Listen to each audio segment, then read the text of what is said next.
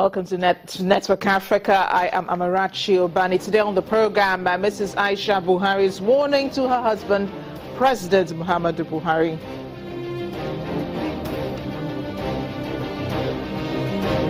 South Africa's anti-graft watchdog defers release of a report into allegations of political interference by wealthy friends of President Jacob Zuma. Today is Africa Tech Friday. We're taking a look at tech awareness in Africa. So let's begin the program.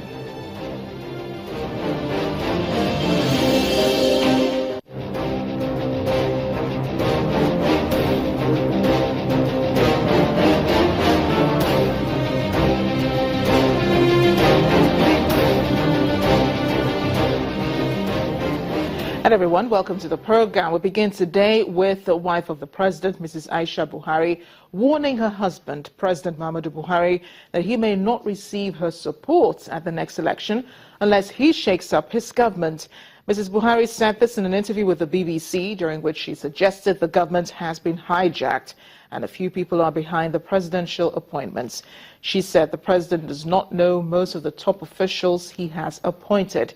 It's not often we've heard Mrs. Buhari speak about national issues, much less the government. In fact, we've hardly ever heard a president's wife say something contrary to what the president or the government does or says. Mrs. Buhari is usually a quiet person, restricting herself to her work on the empowerment of women and helping women and children displaced by the insurgency up north. But in her interview, it's not all reprimand for the government or her husband. She praised the achievements in improving security in the northeast, where Boko Haram has waged an insurgency since 2009. But on the issue of whether the president is in charge of his government, Mrs. Buhari says that is left for the people to decide. Her critics are saying her comment is only coming because she failed to convince the president to appoint her own people. Political analyst Mr. Ken Ogbeche joins us now on the program for some analysis. Mr. Ogbeche, glad you could join us on Network Africa. Hello, you're welcome. This is very unusual coming from not just Mrs. Buhari, but the wife of the president of Nigeria. What do you make of what Mrs. Buhari said in the interview? Well, I think I've heard people condemn the woman, saying she shouldn't have gone to the media. But I also want to look at it from the other side. We are holding a democracy. And the woman has to have a voice of her own. She is entitled to her speech. We talk about free speech. But besides, this is the wife of the president. And before she could have gone to the media in the manner that she did, I want to believe that she must have talked to the husband several times on the discontent she has been noticing around her, within the party, oligarch, and then within the government circle itself. Because if you listen to what the woman said, she was categorical about what she meant, that some of the presidents were alienated from the beginning. And when people are alienated from a system, they begin to grumble. So I think it's the grumble from these alienated people, whoever they are, that the woman is voicing their own sentiments.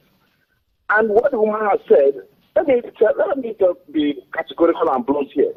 What this woman has said is what anybody has noticed and everybody is noticing. But the point remains that because of the nature of Buhari, nobody wants to confront him, even within the party, to tell him that, Mr. President, the state of affairs is not drifting properly. It's drifting to a precipice that we cannot handle. But Mr. Ogbeche, isn't this supposed to be pillow talk? I mean, why go to the press with something like this? We've always seen the president, and I mean, Mrs. Buhari usually doesn't talk about anything that the president does. So, as you said, it sounds more like something she should have said to her husband. But instead, why do you think she went to the press? Why do you think she came out publicly to say this? No. That's exactly what I'm saying. I'm saying that before the woman went to the media, she must have talked to the husband on several fronts, and she is the closest person to the president.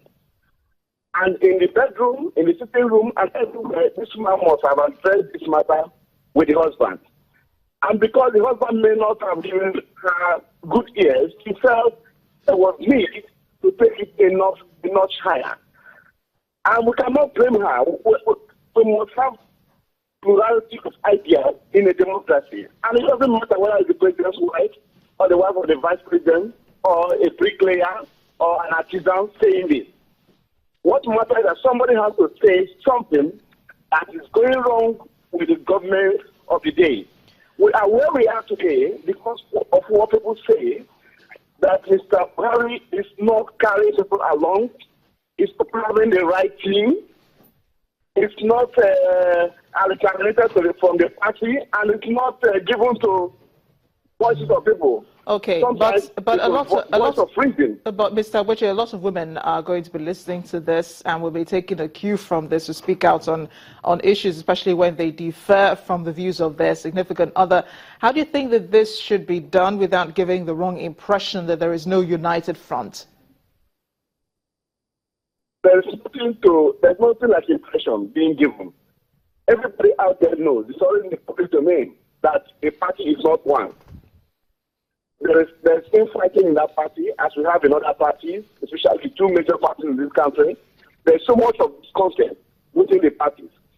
And for somebody to also voice it out, I think I want to commend the woman for saying what many of us are afraid to say, because whether we believe it or not, there is fear factor in the air. And many people have voiced out their sentiments about the fact that there's a spell of fear on Nigerians and the whole nation.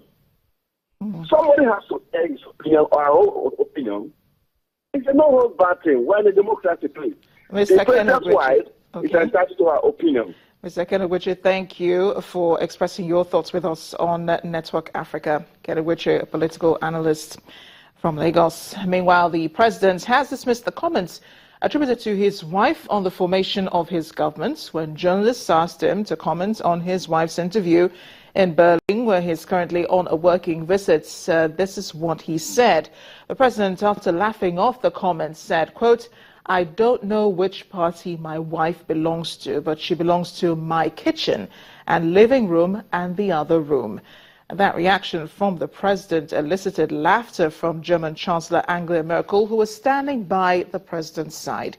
The president went on to say, "I claim superior knowledge over her and the rest of the opposition, because in the end, I have succeeded. It is not easy to satisfy the whole Nigerian opposition parties or to participate in the government." President Buhari is on his second visit to Germany since assuming office. He will, during the meeting, be with Chancellor Angela Merkel to discuss issues of shared interest between Nigeria and Germany.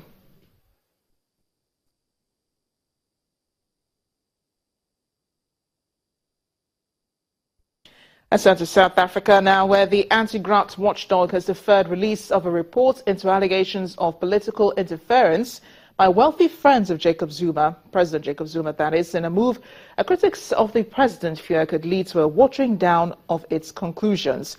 A court application by the South African president and had obliged Thuli Mandosela, that's head of the agency that has spearheaded investigation of alleged involvement of an Indian-born family into political affairs, to delay the release of the report.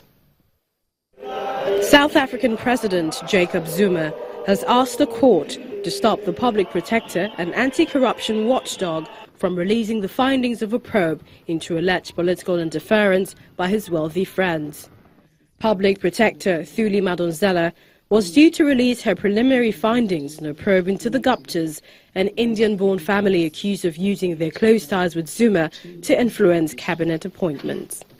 Well, this is quite unprecedented in a sense that the president has an opportunity or a recourse once the report is released to actually have it tested in a court of law if he has a concern that it doesn't truly reflect what has happened regarding the state capture or those kind of allegations. So for the president to take a preemptive strike by interdicting the release of the report is quite a concern, and I don't know what could be the reason for that. Clearly, maybe the president is concerned that by by the time he reviews the report in court, if that is his intention, maybe the damage would have been done. The question is, what is it in the report that the president doesn't want it to see the light of the day? That is quite concerning. Public citizens expressed their disappointment with the president's actions, saying that the injunction is suspect and to an extent violating the rights of citizens to information. For the fact that he's blocking it is, it raised eyebrows to us South Africans. We should ask ourselves as to why is he doing that. I mean, we deserve to know as South Africans what relationship did they have. As much as the state capture issue, it is a big deal. I mean, if you're having a family which have influence into to the president, I mean, it is a concern. I think it's unethical. I think what he's doing is defeating the ends of justice. He is discounting a Chapter 9 institution. I think he's putting this country into a seriously bad situation. Despite denials by Zuma and the Guptas, the allegations have damaged the president, who was separately forced to repay part of the cost of a lavish upgrade to his private residence as a result of an investigation by Madonsela. Let's take a look at some of the connection with the Zuma and Gupta family. Bongi Ngema Zuma, one of the president's wives, used to work for the Gupta-controlled JIC Mining Services as a communications officer. Also, Duduzile Zuma, a daughter of the president, was a director at Sahara Computers. Duduzile Zuma, a son of, is a director in some of Gupta-owned companies also. Meanwhile, Mr. Lucas Malloy joins us from Joburg, South Africa, now to talk about this bill, this report that seems to be threatening almost everyone who's afraid their names are in the report and who could be exposed. CEO of Junto Media, Lucas Malloy, joins us from Joburg. Thanks again for joining us on Network Africa. Now, how badly could this situation, could this report affect South Africa's corruption fight? Thank you, and good day to the viewers.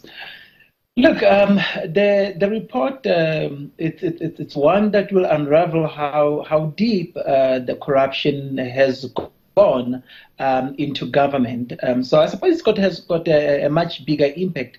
Unlike all the other reports where, things were to determine if one had been corrupt or how much money was involved in corruption. On this one, we are talking about power of the state. We're sitting, and this is the report that would say, how much had one family had influenced the appointment of certain ministers that are in cabinet today. How this report could affect President Jacob Zuma? It definitely will. Look, the president's image has sustained quite terrible damage to it. And I think at the moment we're sitting at a space where everyone has sort of made up their mind, probably to the effect that the president is at fault somehow. So that's anyway the approach that you see South Africans taking in today's world, where if anything comes out and that they already in their mind where the president is at fault. What this would do, the damage it will do, is now to expose the president and say, yes, the president is not his own man. The president has been controlled by outside forces, and this forces being a single family that has got buying power, perhaps not only in India where they reside, but they have used that in South Africa. Mr. Lucas Malloy, CEO of Junto Media, thank you so much for joining us on Network Africa. When we come back after the break, Kenya's film industry fighting against a bill threatening the industry. Join us again.